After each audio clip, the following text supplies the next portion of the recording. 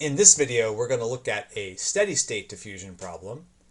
So here we have an engineer that needs to design a container to store hydrogen in space.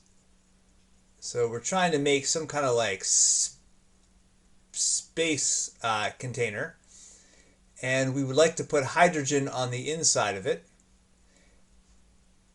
And the walls of this container are 0.1 millimeters thick,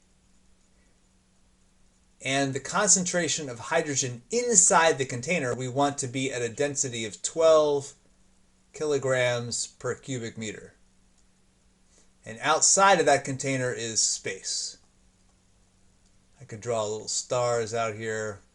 Okay, and this container has a radius of 2 meters.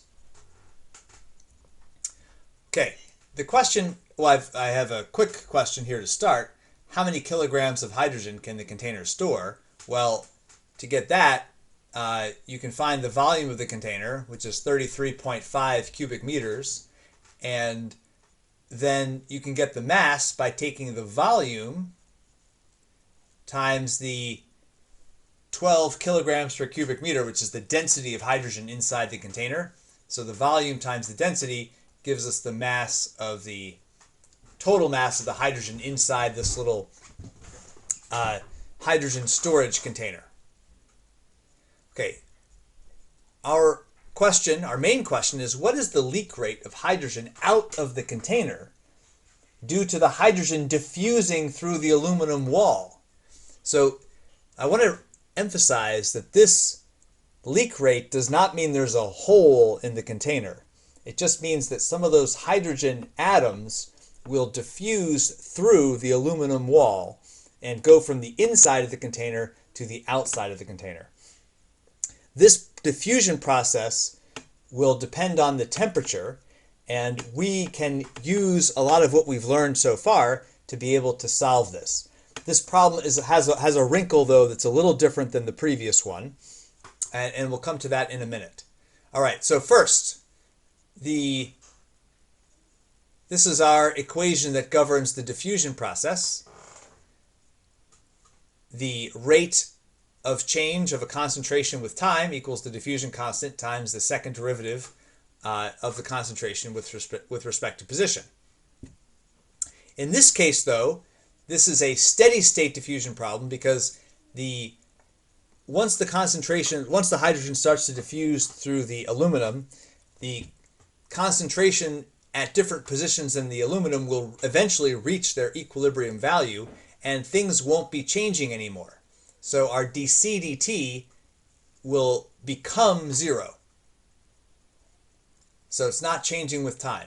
So if I plug that into this original equation, I get 0 equals a constant times the second derivative of concentration. So if the second derivative is 0, that means the first derivative has to be a constant.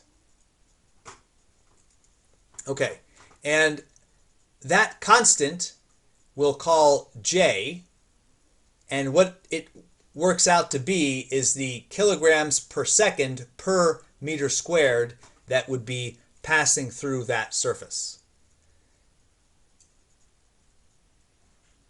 Okay, so to figure out what these terms are, the diffusion constant we can get by looking up the activation energy for the process, which would be hydrogen diffusing through aluminum, and we can look up the D0 value for that same process. So this stuff we just look up.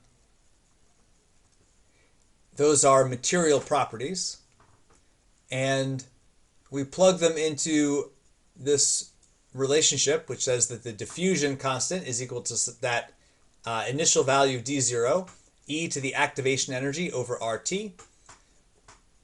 And we get our diffusion constant to be 2.2 times 10 to the negative 10th meters squared per second. So we put, that should be a negative 10, so we put that number into there. And now we have to handle the dc dx. So the dC dx we can approximate as a change in C divided by a change in X. In fact, this approximation is exact if the concentration profile varies linearly. So let's take a quick sidetrack over to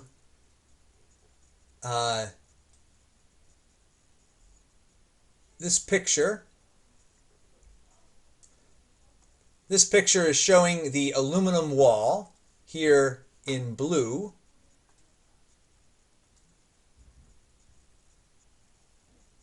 Like that.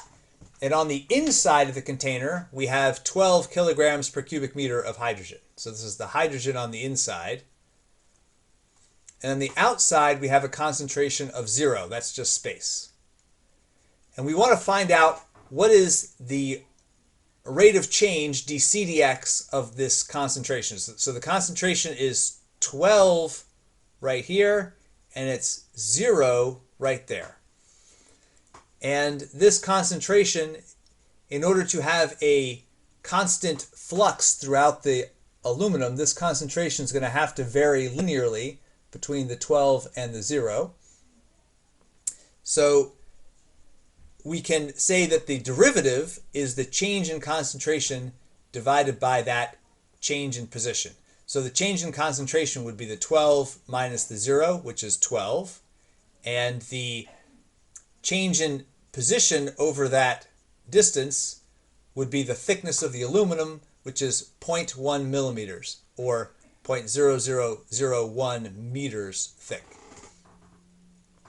So we put that into our calculator, and we can get that the J value is 0.00026 kilograms per second per square meter.